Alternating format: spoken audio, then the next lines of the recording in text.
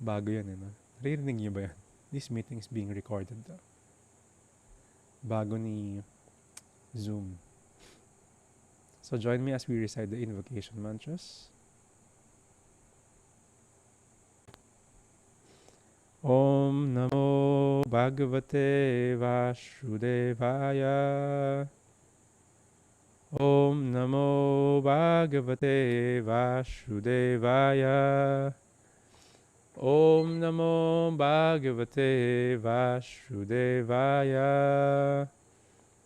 Narayanam Namaskritya Naram Shaiva Narotamam Devim Sarasvatim Vyasam Tato Jayam Mudirayet. Nashta Prayashu Abhadreshu Nityam Bhagavati Sevaya. Bhagavati Uttamas Loke Bhaktir Bhavati Naishtiki. I offer my obeisances to the Supreme Personality of Godhead Vasudeva. Before reciting the Shrimad Bhagavatam, which is the very means of conquest, one should offer respectful obeisances unto the Personality of Godhead Narayan, unto Narayan Rishi, the supermost human being, unto Mother Saraswati, the goddess of learning, and unto Srila Vyasadeva, the author. By regular attendance in classes on the Bhagavatam, and by rendering of service to the pure devotee, all that is troublesome to the heart is almost completely destroyed, and loving service unto the Personality of Godhead, who is praised with transcendental songs, is established as a irrevocable fact. So ang ating nakaraan, si Dharma and Dharani was having a conversation. Si Dharma in the form of the bull, and of course we know si Dharani or si Mother Earth, si Bhumi, is in the form of a cow. Kaya nga yung title natin ngayon ay Holy Cow. Baka doon nanggaling yun. Kasi holy naman talaga yung cow. Which is, it is considered in a lot of places, actually hindi lang sa India. Previously, that the cow is considered as a holy. Kasi part siya ng ating mga, ilan nga ba yung mothers? 6? 7 mothers. Ha? Tama, no? 7? 7 mothers. Kasama siya yung cow. And of course, yung personification ni Mother Earth. So nakita ni Dharma, although isa na lang yung paa ni Dharma, pinutol na ni Kali, personified yung tatlo. Nakita niya si Mother Earth, si Dharani. Pero covered with the shadow of grief yung face niya. And yung bull, si Dharma, asked a lot of questions. Kinamusta niya si Mother Earth, si cow. And marami siyang question ni race that was we discussed 2 days ago. Tinanong niya kung kamusta yung mga friend mo in the distant land. Are you worried because of my state? Dahil tatlong pa ako is putol na? Or nag-worry ka ba sa state mo? Nag-worry ka ba kasi demigods are not satisfied and no sacrifices yung mga nangyayari? Yung living beings are experiencing famine and drought. Meron ding mga, yes, the women, the children are being abandoned. Tapos yung goddess of learning, Mother Saraswati, is in the hands ng mga not so good brahmanas na under shelter sila ng mga not so good administrator than our mga leaders. So yung mga leaders also, these administrators are creating havoc sa society. So yung mga question na to, tinanong ni Dharma kay Dharani. And today, we will discuss yung answers ni Dharani kay Dharma. Continue reading from Shrimad Bhagavatam, 1st Canto Creation, Chapter 16, text number 25. How Pariksit received the age of Kali. Text number 25. The earthly deity, in the form of a cow, thus replied to the personality of religious principles in the form of a bull.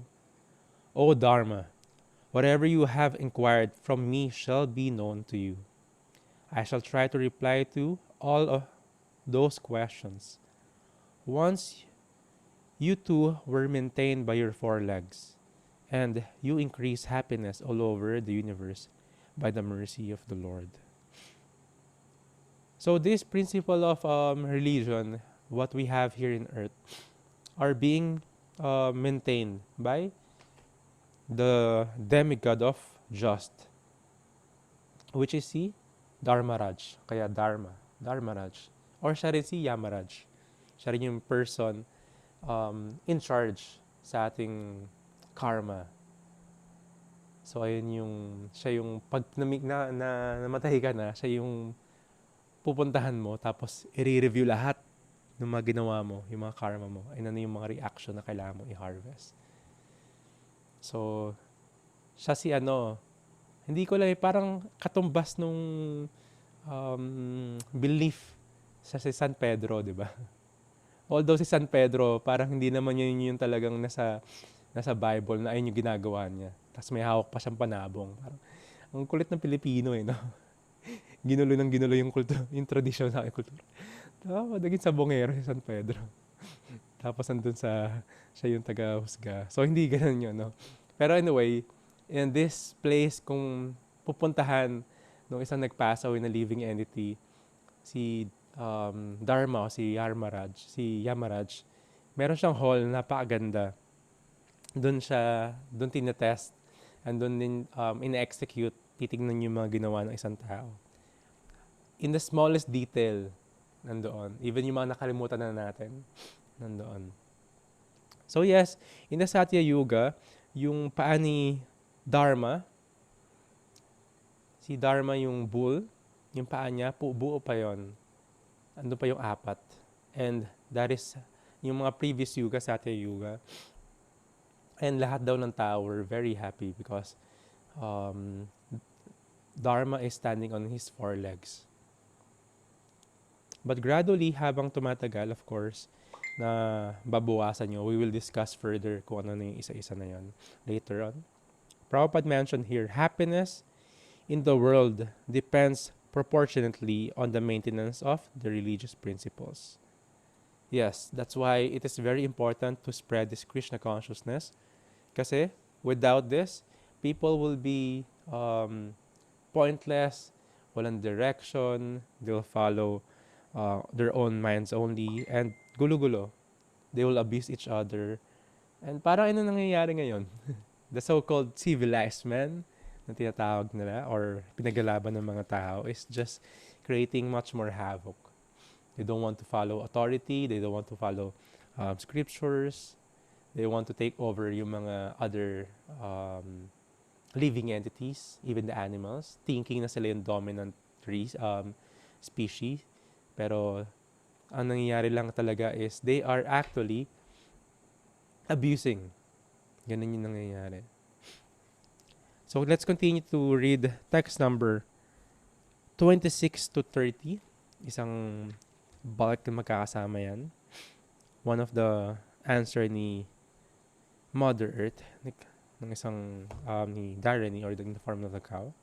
Translation: in him reside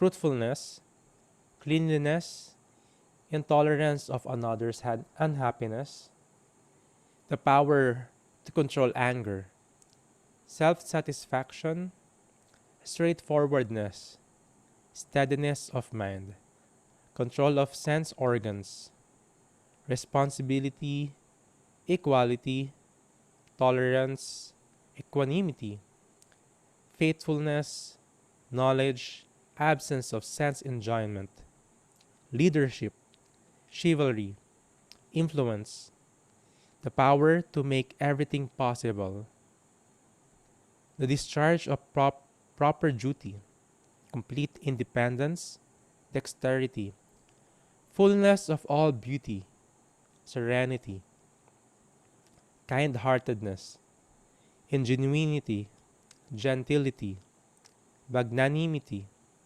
determination, perfection in all knowledge, proper execution, possession of all objects of enjoyment, joyfulness, immovability, fidelity, fame, worship, pridelessness, being as the Supreme Personality of Godhead, eternity, and many other transcendental qualities which are eternally present and never to be separated from Him.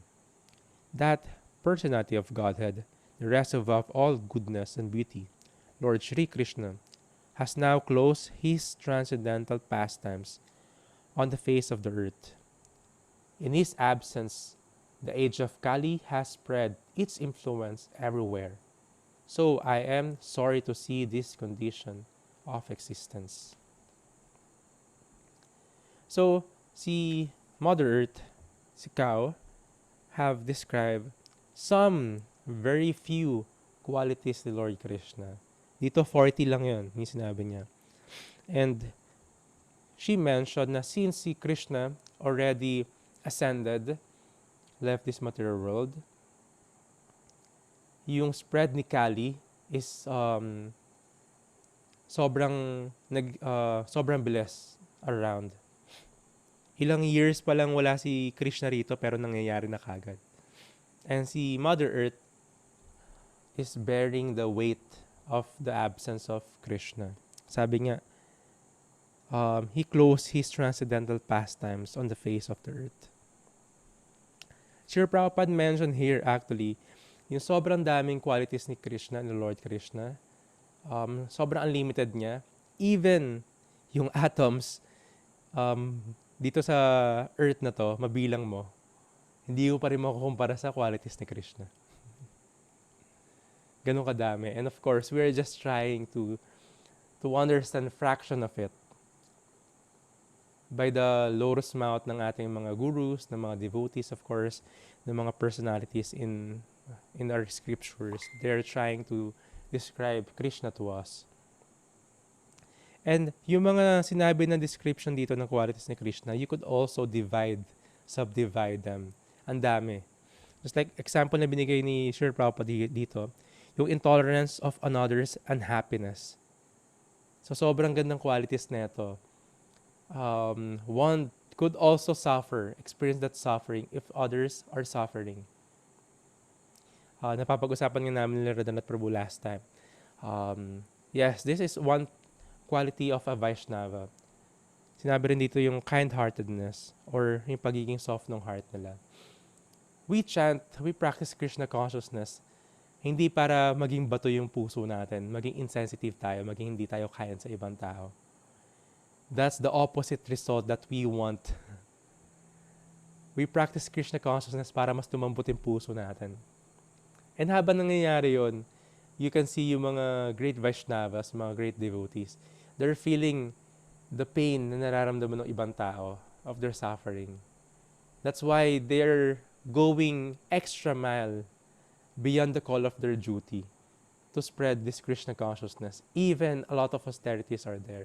If you are reading a lot of books on the story of Srila Prabhupada, he went extra mile. Komportable naman siya sa India eh. Matanda na siya, retired na siya. Pwede naman siya magsulat na ng like this Shrimad Bhagavatam and padala niya sa US. Pero kailangan niya pumunta doon sa place where very new para sa kanya. Yung weather is very taxing sa health niya. Andun yung mga hippies na cool, pero yung iba gusto siyang patayin, ninakawan siya. So, Srila Prabhupada went extra mile because nararamdaman niya yung pain ng mga tao, ng suffering ng mga tao. And he's praying to Krishna, please make my speaking suitable sa kanila para maintindihan nila yung language, para maintindihan nila yung Krishna consciousness. Sinabi rito sa description that number one that could subdivide that intolerance of another's unhappiness, yung protection of the surrendered souls, and well-wisher for the devotees. So these great personalities are always well-wisher. Pag nababasa yung mga sulat ni Srila Prabhupada, diba? You're ever well-wisher. Lagi siyang well-wisher ng mga devotees. And of course, makikita natin even in this modern times, yung mga gurus, yung mga great personalities, they're going extra mile, diba? For preaching, for spreading Krishna consciousness.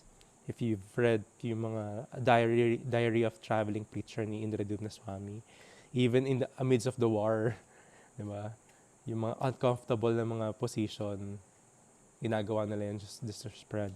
Even our own Guru Maharaj are going to communist countries. Ang daming risk. Have to disguise, di ba? Ayun kasama for sila Radhanath Prabhu. Trying to spread sa mga hungry souls yung Krishna consciousness. Because without Krishna consciousness, without this dharma, these religious principles, according to scriptures, everyone practically are suffering. What we have is just merely temporary happiness. But without Krishna consciousness, doesn't have any flavor. Bland lang talaga lahat. So yes, si Krishna displayed different pastimes and different roles. Kaya na-display yung mga qualities na to. Minsan, kalaro siya ng mga gopas. Minsan, anak siya ng mga gopis and mga yung sila Nanda Maharaj. Minsan servant siya or minsan may servant siya. Conjugal lover and ano yung passive state ng mga rasa. So all these rasas, Krishna is performing in different forms and roles. And Sri Prabhupada mentioned here also intelligence. May 14th quality. Sorry, the 14th quality, yung intelligence or knowledge. So yun na nga, yung knowledge is divided into 5. Andyan yung intelligence, gratefulness, power of understanding. There is circumstantial environments of place, object, and time. Time, place, and circumstances. Perfect knowledge of everything and knowledge of the self. So to, nagdi-describe to ng knowledge. Gusto ko lang emphasize yung power of understanding the circumstantial environments of place, object, and time. This is very important. This is one sign of maturity ng isang devotee. One is able to change lens. Kung mahilig ka sa camera, or sabihin mo na may phone ka na may mga multi-camera. Sa akin may so may mga different camera. Different purpose. You could see a telephoto view, naka-zoom in siya, or naka-wide, or naka-macro, or naka-portrait. Different view, different perspective. So same, a mature devotee would be able to change his lens immediately depende sa sitwasyon. Kaya niyang tingnan yung different angles. Just like when a scenario happened, kaya niyang tingnan in different angles yung scenario. Anong arrangement ni Krishna dito? Ano ba arrangement ni Karma dito? Ano yung emotion ng mga nangyari or naapektuhan? Anong emotion or situation ng isang party or yung mga nangyayari sa atin? One is able to see it in different perspectives, different angle. I've learned this in Pune Temple. They're describing ano yung description ng isang mature na tao or mature devotee. One is able to see this in different angles. Kaya nga yesterday I was talking to one student. Greatly natututunan daw niya in his life is to pause bago mag-respond sa mga scenario. Kasi that important pause, tinitignan na natin yung different angle, different perspective. Kung bakit merong mga sitwasyon, may mga objects na nangyayari and circumstances, time and places, and paano natin i-apply. So this is one, just very few amongst thousands and thousands of qualities ni Krishna that we could relish. Kaya kung napapansin nyo, we are on the 88th or 87th episode at palagi may bago pa din. And nasa first canto pa lang tayo ng ating Shrimad Bhagavatam study. And us, of course, we've like your servants, we've read this book, pero hanggang ngayon, may bago pa rin. May palaging bagong angulo. That is Krishna, ever fresh. So let's continue reading, my dear Prabhus. Hare Krishna, good morning everybody. Nice to be with you again. Wednesday's participation, our Wednesday's slot, or you can say by the mercy of our dear Radhacharan Prabhu, he is allowing us to study with you all, and most importantly, and it is very wonderful Sangha. So yes, continuation. This is a very wonderful conversation between Mother Earth, the Bumi, tawag sa kanya Bumi, Mother Bumi or Mother Earth. Ano pa yung sinabi mo pangalan? Dharani, no? Dharani. Ayan, Dharani or Bumi. Ganun yung mga names ni Mother Earth. Tapos si Mother Bull, is representing the religion, tawag naman sa kanya is Mother Dharmi. Yan. So, very wonderful conversation because lumalabas dito yung yung pinag-usapan nga natin nung nakaraan, yung binanggit din ni Radha Charan Prabhu. And these devotees, very wonderful quality of, sa Sanskrit na tawag na para dukha, duki. Ibig sabihin, para dukha. Yung dukha, ang galing ng word na dukha actually parang, di ba, kahit sa Tagalog or sa Filipino language, di ba yung dukha parang di ba, misery, miserable, ganun, di ba, malungkot, ganun. Dukha o kaya parang naghihirap, ganun. In Sanskrit, at ganun din siya actually, yung dukha means suffering or miserable conditions, parang ganun. So, yung quality ng devotee na pinag-uusapan natin dito, which is mababasa natin, and nabanggit na rin in part ni Radha Charan Prabhu sa mga verses na binasa niya. Yung para dukha, dukhi na yun, ibig sabihin is one who sees and feels the suffering of others as his own. Parang ganun. It's very, very, you can say, it's a very highly, it's a very high quality ng isang devotee, or at least the person should have. It's natural dapat sa mga tao na maka-feel ng ganon, na pag may nakita siyang ibang tao nagsasuffer, he feels it, he or she sees that their suffering is also his suffering, and ang natural na response or action is try to help, try to give them solace, try to give them comfort, ganon. So, it's a wonderful quality. That's why maraming mga, kung makikita natin, kahit paano hindi pa rin ganun kasama yung mundo, kasi, di ba, with all the craziness happening, di ba, makikita natin napakaraming charitable organizations na nag-organize ng kanilang mga fundraising. Like recently, ang daming nag-pop up ng mga organizations na gumagawa ng kanilang charity works para sa India to send help.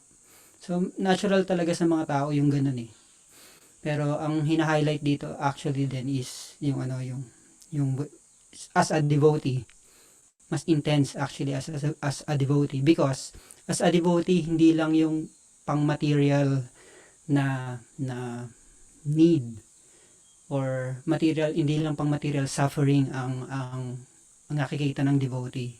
Ang nakikita actually ng devotee is the real suffering of this repeated birth and death.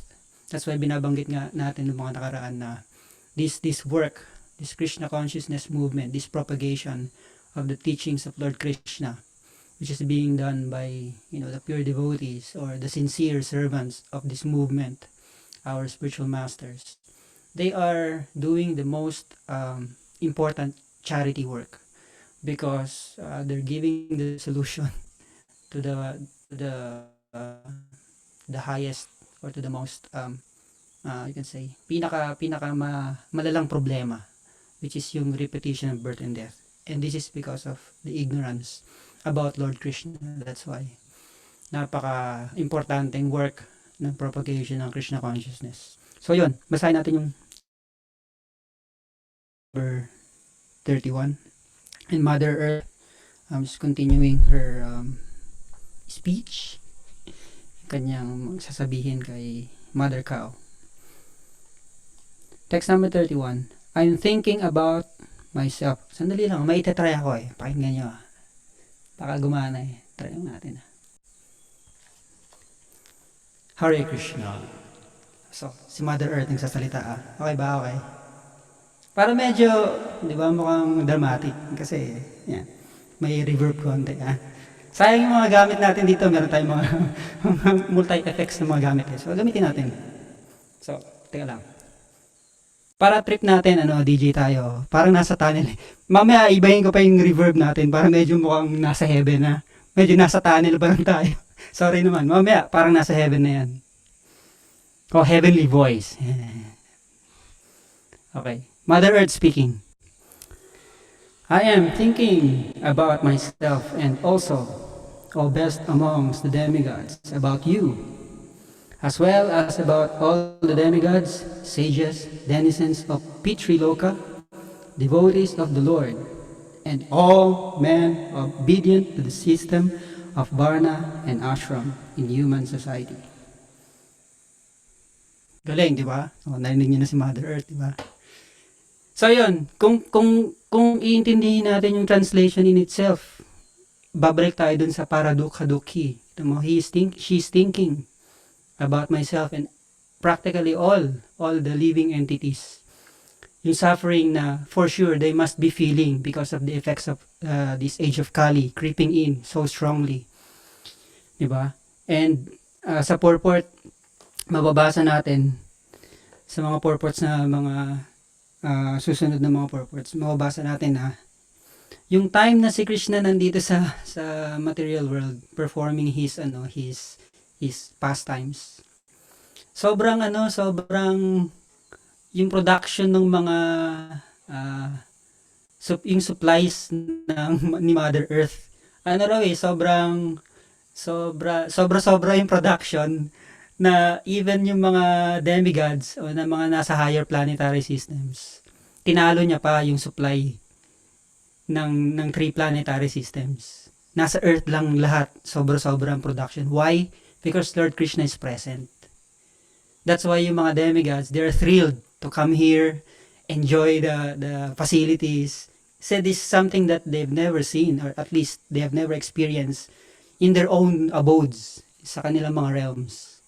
Diba? So it's very wonderful. Parang pag may pag may very wealthy or very, you can say, mataas na position na tao, and then magpupunta siya sa isang lugar. Naturally, yung lugar magbubloom di ba? Parang magkakaroon ng magandang pamumuhay, or ma-experience nila at least for some time yung parang luxury na pagkasama nila yung mga great personalities na merong wealth or ganun. Parang sometimes ako may personal experience ako no? Or I'm sure even si Radhacharan Prabhu, pag yun nga nabanggit niya nga, our Guru Maharaj used to travel to these countries. And sometimes mapapasama tayo sa mga accommodations na first class accommodations Kasi syempre entourage siya ng Maharaj nga So in a way kingly or saintly king parang gano'n. So nabibiyayaan din kami ng mga ganong klaseng mga you can say, ang tawag doon, amenities. Mga amenities. Punta kami sa isang place. And syempre yung mga devotees mag-a-arrange yan. They're very excited and they're very enthusiastic to receive the guru. So even ng mga sasakyan, first class ng mga German cars, makapasakay kami dyan. Minsan nga nakapag-drive pa kami kahit illegal Pero yun, pag may ganun personalities na darating, tas may mga entourage, lahat actually napiplease And sometimes, ganun nga, nabibiyayaan din yung mga supposedly hindi naman dapat mabiyayaan. Anyway, yung time na nandun si Lord Krishna, nandito si Lord Krishna, ganun daw. It's so much so, the production, the supplies, ng mga rivers, ng mga, tawag doon, mga, like the diamonds, ang tawag sa mga ganun, mga crystals, basta mga ganun, lahat, mga gold, lahat ng pwedeng i-produce ni Mother Earth normally is parang, I don't know, 108 times. 108 times, parang ganun. Kasi Krishna So, in essence, sobrang dami. And it surpassed the wealth of other planetary systems. Tapos yun nga, and kabaliktaran kaya nandito na tayo sa posisyon and sa situation na pinag-uusapan natin yung sufferings ni Mother Earth and ni Mother Cow, kasi nga wala na si Lord Krishna. Nabanggitin natin yung nakaraan yun yung natatandaan nyo, yung si Krishna rin nag-appear, yung mga demigods na kasama niya, acting sa battle. Yung mga powers nila lahat actually nanggaling din kay Krishna to serve the mission. Pero once na si Krishna, even si Arjuna, yung powers niya, yung natatandaan nyo na, even his power of speech, hindi na nga siya marunong, hindi nga siya makapagsalita, but to speak of makipaglaban. Nawala rin yung powers na yun, immediately nang nawala si Krishna. So, in the same way, parang ganun yung nafe-feel ni Mother Earth, siya ni Mother Cow. Because wala na si Krishna, wala na yung ultimate protector nila, wala na yung ultimate supplier nila. Parang ganun. Before, nararamdaman nila yung sobrang ecstasy of having Krishna's lotus feet, sinasabi nga ni Mother Earth na naglalaro siya sa grounds ko, parang ganun. And yung grounds na yan, magkakaroon ng mga markings ng kanyang wonderful lotus feet. And di ba, if nadaanan na rin natin or narinig na rin natin na Lord Krishna's lotus feet have these wonderful markings, very distinct na sa kanya lang yung type ng mga markings na yun. All of yung mga avatars and mga incarnations Lord Krishna, may mga kanya-kanya silang mga markings sa paa. And ano yun, very very distinct to one another. So si Lord Krishna meron din siya, of course. Parang may mga thunderbolt or basta may cow din doon, parang gano'n. Pero anyway, lahat yon na-experience ni Mother Earth. That's why ecstatic siya. Ecstatic siya. May isa pang wonderful pastime. Gusto ko lang i-share very quickly na about sa Govardhan pastime. If you remember, yung Govardhan pastime na Lord Krishna is lifting the Govardhan hill. May sinasabi kasi, one may question yung pastime na nangyari daw na yun. This is referring to the ecstasy of Mother Earth when she experienced Lord Krishna. So hill, Govardhan hill being part of, the earth. Nung time na nilift daw ni Lord Krishna with his left pinky finger, yung Govardhan hill. One may question, paano daw na-cover yung buong Braj? Yung Braj kasi malawak yan, yung Vrindavan area malawak. So you can say parang yung Vrindavan is yung Govardhan hill is nasa loob lang siya ng Vrindavan. Pero yung description nung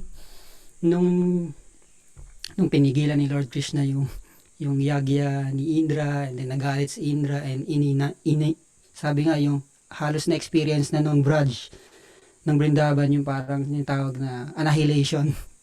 Andun na present na yung mga clouds and thunderbolts na usually ginagamit lang for annihilation. Pero nung binuhat ni Lord Krishna yung Govardhan Hill to protect the residents, yung buong Vrindavan na covered. So, di ba parang pwedeng may magtanong, paano na cover? Part lang siya ng Vrindavan. Parang maliit na part na Govardhan ng Vrindavan. So, this is the explanation. Kaya daw nangyari na cover yung buong Vrindavan kasi si Govardhan in-expand niya yung sarili niya. In-expand niya yung sarili niya because of the ecstasy he felt when Lord Krishna touched him and lifted him. Diba? So it's a wonderful explanation and story how because of the Lord's touch and the Lord's pastimes, these devotees, of course, the Govardhan Hill is, as a devotee, we should as advice, we see Govardhan Hill as the servant the servant personality of Godhead nga daw siya. Is the same supreme personality of Godhead, Lord Krishna, but in a servant mood. So parang ganun. So this Govardhan Hill felt so much ecstasy when Krishna lifted him, kaya nag-expand siya, and therefore na-cover yung buong Braj. So ilang wonderful story about that. Napahaba yata ako, sorry. Text number 32 and 33. Okay, open ko uli yung reverb natin para naman si Mother Earth magsasalita ulit. Makinig kayo. Lakshmi Ji, the goddess of fortune, whose glance of grace was sought by demigods like Brahma, and for whom they surrendered many a day unto the personality of Godhead, gave up her own abode in the forest of lotus flowers and engaged herself in the service of the lotus feet of the Lord. I was endowed with specific powers to supersede the fortune of all the three planetary systems by being decorated with the impressions, with the impressions of the flag, thunderbolt, elephant driving rod, and lotus flower, which are signs of the lotus feet of the Lord. But at the end, when I felt I was so fortunate, the Lord left me. So dinidescribe dito yung yung mga disappearing act lagi ni Lord Krishna. Palagi siyang may ganun eh. Just when the devotees are feeling very fortunate, when they're feeling so exalted or special or ecstatic, binibitin lagi ni Lord. Dinidescribe niya rito in the same way. Diba parang yung binabanggit natin din yung mga ecstasies and the grief of the gopis simultaneously when all of a sudden Lord Krishna disappeared from them. So, ginagawa ni Lord Krishna yun palagi para ma-increase nga yung love ng mga devotees niya para sa kanya. So, basahin natin konti yung purport. Medyo mahaba eh, pero kasi ilang verses na lang to eh.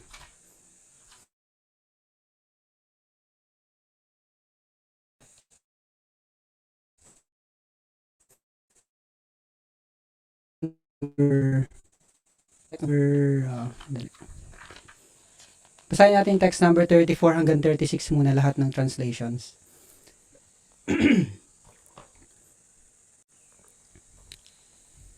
O personality religion, I was greatly overburdened by the undue military phalanxes arranged by atheistic kings, and I was relieved by the grace of the personality of Godhead. Similarly, you were also in a distressed condition, weakened in your standing strength, and thus he also incarnated by his internal energy in the family of the Yadus to relieve you. Who therefore can tolerate the pangs of separations from that Supreme Personality of Godhead? He could conquer the gravity and passionate wrath of his sweethearts like Satyabhama by his sweet smile of love, pleasing glance, and hearty appeals. When he traversed my, earth's, surface, I would be immersed in the dust of his lotus feet, and thus would be sumptuously covered with grass which appeared like hairs standing on me out of pleasure. Last verse, text number 36. While the earth and the personality of religion were thus engaged in conversation, the saintly King Parikshit reached the shore of Saraswati River, which flowed towards the east. Thus end the Bhaktivedanta purports of the first canto, 16th chapter of the Shrimad Bhagavatam, entitled, How Parikshit Received the Age of Kali. So yun, based sa mga nabanggit ni Mother Earth, binibigay niya lang yung examples or nire-remember niya lang how by the grace of the Lord, she and even Mother Cow, Mother Bhumi, Mother Dharmi, Mother Cow, was being graced by the Lord when He was present nung nagpa-perform siya ng kanyang wonderful pastimes. So, di ba binabanggit nga na one of the main reasons why Lord Krishna appeared is because of this request of the demigods. They prayed to Lord Vishnu at the ocean of milk. Nagpray sila kasi yung earth daw is overburdened na, di ba? Nagreklamo nga siya. Is overburdened by this so much demoniac military strength. It's one thing to have military strength for the purpose of yung religion, pero having this kind of military strength in a demoniac you can say side is mali. So that's why Krishna appears in this material world to relieve. So nire-remember niya lang how Lord Krishna by coming to this material world, he relieved Mother Earth of these demoniac kings who is overburdening. Because pag may mga demoniac na mga personalities, like even now we can practically feel and say na these demoniac people who are very greedy, they abuse their power, they abuse their influence. And what's the result?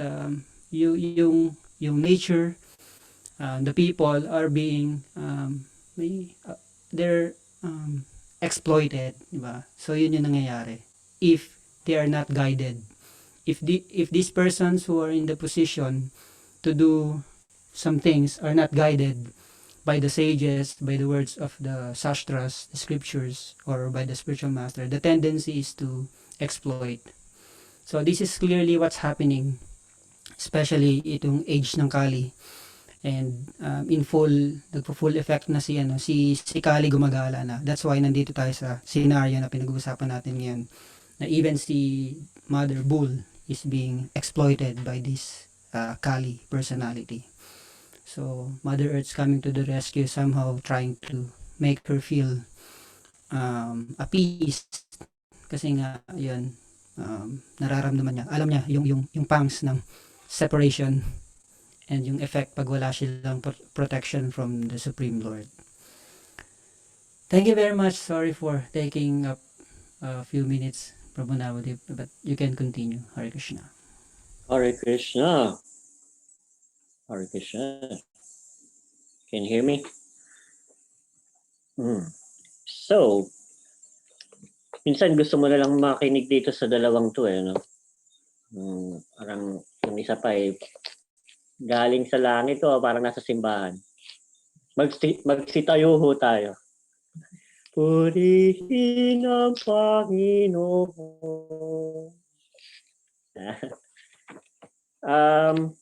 Yes, actually, dapat makinig na lang tayo kasi tinapos na nila yung yung chapter. Pero hindi tayo natatapos doon kasi meron tayong bubuksan na chapter ulit. And that is chapter 17, the punishment and reward of Kali. Galing, no? May punishment si Kali kasi parang binibit niya yung bull and the cow. Pero may reward pa rin. Pero yung reward na yon, hindi natin maririnig sa ngayon sa mga previous text yon. Kasi dito pa lang tayo sa introduction. So, sa text 1, Sutta Goswami said, after reaching that place, Maharaj Pariksit observed that a lowercase Sudra, dressed like a king, was beating a cow and a bull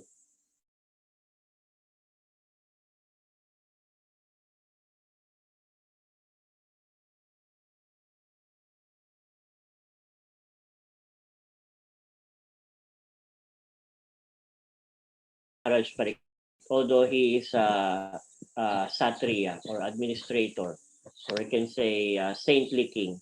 Andun pa rin yung pagka-saintly. Yung sabi nga yung character ng Brahmanas. Brahmanas is nag-obserba muna siya. Hindi muna basta chastisement ang hindi muna nag-jump in doon sa ginawa. Nakita niyang pero nag-observe muna siya. Naobserbahan niya kung bakit ba, anong nangyayari.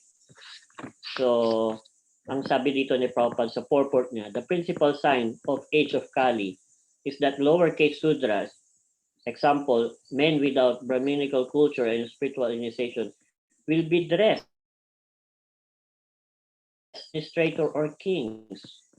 And the principal business of such non-Satriya rulers will be to kill the innocent animals, especially the cows and the bulls, who shall be unprotected by their masters.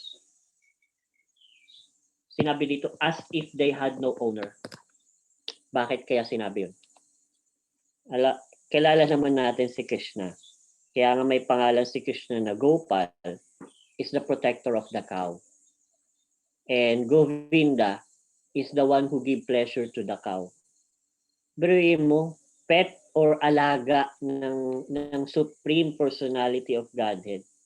Then, ibibit lang ng ganun ng nagdi-disguise na king na lower caste Sudra is in the personification of Kali. Who is Kali? Who are you para gawin yan dun sa beloved ni Krishna? So parang it's a heinous crime. It's not even a question, not even in the thoughts of people around. But here is wala nang ganun din, parang wala nang ceremony or anything, 'di ba? Sabi nga, yung mga animal sacrifice nun is may mga elaborate ceremony just for them to actually yung animal sacrifice noon is ang purpose is ma-elevate yung lower species to the higher species which is maging human eh. And speaking of maging human, sabi nga bakit hindi natin bakit hindi wag nating gagalawin yung mga yung mga lower species. Kasi especially yung cow na yan. Kasi ayaw ko kung nabanggit na ni Radhatron sa mga niya, sa mga classes niya. Pero anyway, banggitin na rin natin. Na especially yung cow is kumbaga parang as a lower species, parang as a animal kingdom, last na birth na nila yan eh. Next yan magiging sila, magiging yun yung gateway nila para maging human. So in the mode of goodness. And then yung in the mode of passion is yung tiger. Parang a family of tiger and all, or the lion. And then the mode of ignorance is the monkey. Parang next life nila is magiging human sila. So wag natin i-stop yon na bakit kumbaga tayo yung nag-decide. Dapat yung kumbaga parang normal death nilang ganun or yon.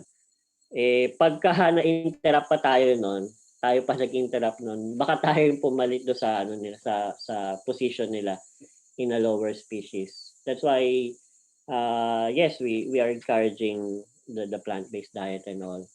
And lahat naman may kanya-kanyang tracing. So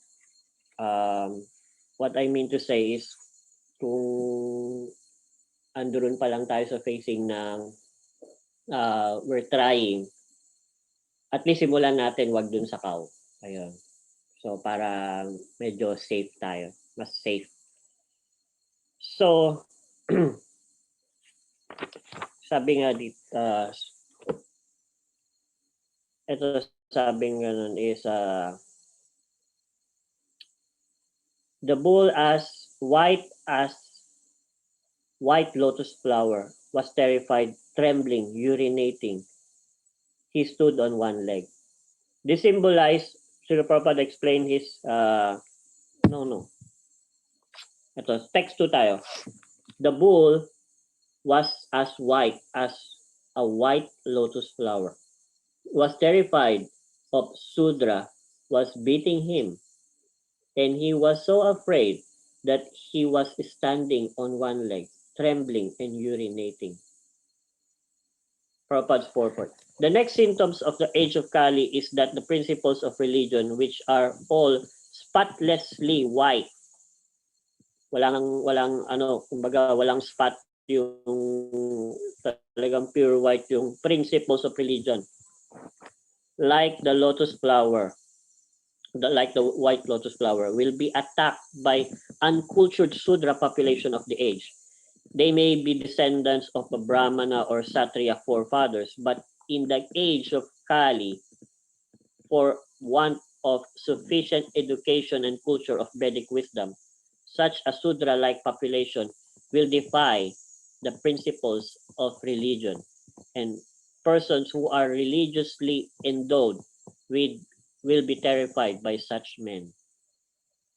Yun na nga, na sabi nga yun dito is some will preach boldly against these principles, others will concoct their own. What fragments of true principles do survive will be embarrassed by so many obstacles as if in the trembling condition of falling down anytime. Kumbaga, ang dating kasi is parang yung sino to? Ginawa ng obstacle yung yung ginawa ng obstacle yung parang ginagawa ng obstacle yung mga cow, yung cow nga na yun na parang okay, laging gano'n sila sabi na pagka hindi natin sila pinatay, dadami sila. multiply silang ganyan. And then, yung mga pinapatay natin is yung mga hindi na nagpo-produce ng milk. And then, parang ano yun actually nandito yun sa text 3. Sabi nga although the cow is beneficial because one can draw religious principles from her, she was now rendered poor and calfless. Her legs were being beaten by a Sudra. There were tears in her eyes, and she was distressed and weak. She was hankering after some grass on the field. The next symptoms of the age of Kali is the distressed condition of the cow. Milking the cow means drawing the principles of religion in a liquid form. The great rishis and munis would live only on milk. Srila Sukadeva Goswami would go to a householder while he was milking a cow. Yun nga, dati yung mga saintly person, pupunta lang yan kahit di nila kilala, pupunta yan sa mga householder. Parang they are bibigyan sila ng milk is like a water. Sobrang libre lang. So, and yun yung sustenance actually. And ang gusto ko sabihin dito na yung ngayon, pag hindi na daw nagpo-produce kasi una pa lang, hiniwalay na yung calf doon sa nanay, sa mother cow. Yan ang sabi, now rendered poor and calfless. Pag wala yung anak niya, hindi siya mahirapan siya mag-produce ng milk. Kasi yung affection niya yan is a sign of affection niya sa anak niya, sa calf. And then, yun, pag hindi na nagpo-produce, ibibenta na for slaughterhouse. Kumbaga parang ang dating daw nun is pag yung elderly mother natin is hindi na mapakinabangan, matanda na, or sabihin natin bedridden, parang we sell it for slaughterhouse. Parang ang hirap imaginein, kahit isipin mo, hindi mo gagawin, di ba? So ganun din yung si mother nga si cow, one of the mothers, one of the 7 mothers. So napaka unimaginable na gagawin natin yon dun sa before na nag-alaga sa atin na by producing milk and all. And then tapos pag hindi na natin may tinabangan, then gagawin natin yun. So mahirap siya. And one thing din also is sabi, Kali also propagates his pet theory of evolution. Because if people think they are ever evolving, they will come to believe that tradition and authority obstruct progress. Ito na yun sinasabi ko, obstruct progress. Thus, the children will think of themselves are more evolved than their parents and believe that following their elders impedes humanity onward march. Yung isang authority obstruct progress is parang yung laging sinasabi na yung obstacles is dati, kumbaga parang sa Bible is parang ang sinabi na wala yung vegetation. Okay, obstacle yon. O sige, at the time, okay, pwede tayong kumain ng meat. Pero for emergency lang yun Ang point lang doon, hindi naman lumabas yung New Testament na yan. Just to say na, yung Old Testament medyo mali yan. Ito na nga yung natin. Ito na yung, tayo na yung magaling. So, ibahin natin. Tayo yung nag-evolve na klase ng mindset. So, sa New Testament, okay, pwede na bang meat eating or something.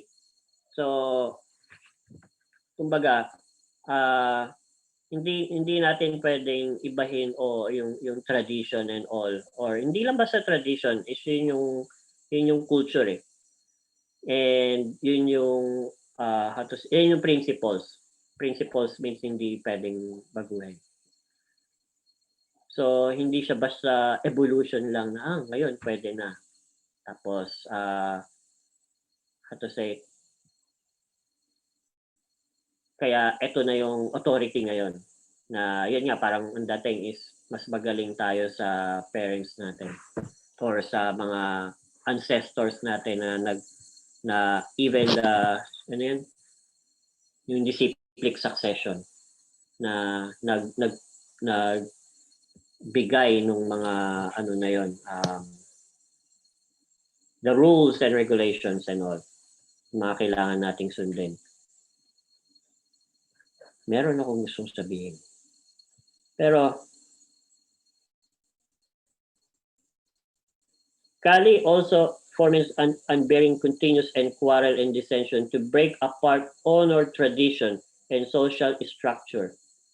And since choosing enjoyment over duty, ito na yung nangyari. Pinalitan na ng enjoyment yung duty. Kahit alam ng duty ni Kali, yung nawala na siya ng duty, ang gusto na lang ng enjoyment. And then, mastership over submission. So, hindi na submissive yung mga tao. Naging communist na nga eh. Pag kailangan, kami yung magbibigay ng pagkain sa inyo. Kaya susundin nyo kami. Kami ang government. So, mastership over submission and appears more convenient. Kali found himself, even in Maharaj Parikshit's time, preaching to the half-converted.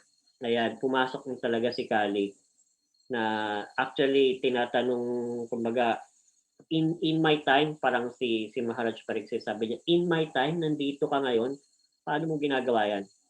Actually, yung introduction lang kasi ito from 1 to 4. From text 1 to 4. Maharaj Pariksit, well equipped with arrows and bow and seated on gold embossed chariot, spoke to him yung sa Sudra kay Kali with a deep voice sounding like thunder. Yung connection nito do sa previous text, previous verse is eto na, well equipped with bow and arrow, seated on the golden embossed chariot. Ito yung offering ni Maharaj Pariksit sa kay Krishna na sabi nga, but into the dark and miserable gloom, a great and powerful king rose like the sun, armed with Krishna Shakti or Krishna's own ruling potency. The king's actions were perfectly decisive, potent, and balanced. He offered his rulership in devotion for Krishna's pleasure. Ito na, yung duty niya gagawin niya na as the emperor na kailangan pangalagaan pa rin kahit ito pumapasok na yung age of Kali Yuga. Ito na, kailangan ituwid. So, ganun yung mga devotee ni Krishna o yung pure devotee ni Krishna na even in the midst of napakahirap na age is kailangan pa rin ayusin natin and bigyan ng education yung people at large para hindi na natin mababago yung mundo kasi pabulusok ng Kali Yuga. Pero at least yung character ng mga tao and help them to go back to Godhead and develop relationship to Krishna. Yun yung hope natin. And that is for now, where time is up. Thank you very much. Maraming salamat. That is our Shrimad Bhagavatam study for today. And I've forwarded a link sa ating mga group chat. That link will be the link papunta sa mga recorded classes ni Guru Maharaj and ni Krishnabari Prabhu. If you want to catch up and rewatch, andun yung mga yon.